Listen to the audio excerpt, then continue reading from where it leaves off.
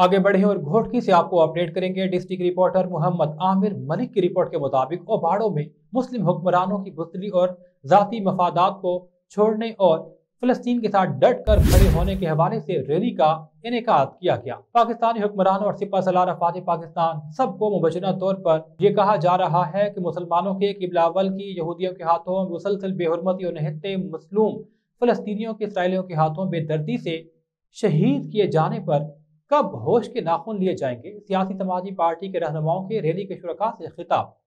उम्मत मुस्लिम का हुक्मरान गैरत ईमानी दिखाएं, अपने तमाम ज़ाती मफादात और अगराज़ व मकासद से बालातर होकर फ़लस्तीन और गज़ा के मासूम मसलूम भाइयों के लिए अमली तौर पर बाहर निकलें।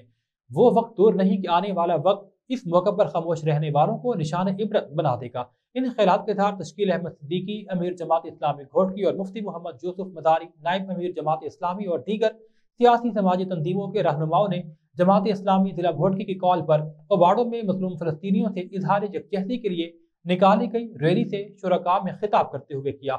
उन्होंने कहा कि अब सबको मुत्तहिद होकर अपने फ़लस्तीनी मसलूम भाइयों की मदद के लिए खड़ा होना होगा। मुस्लिम हुक्मरानों, तुम्हारे लिए शर्म, अफसोस और दुख की बात है कि 57 मुल्क होने के बावजूद एक छोटा इसराइल जैसा मुल्क भी कंट्रोल में नहीं आ रहा। उम्मत मुस्लिमा की आवाम को इस खामोशी पर गहरी तशवीश है।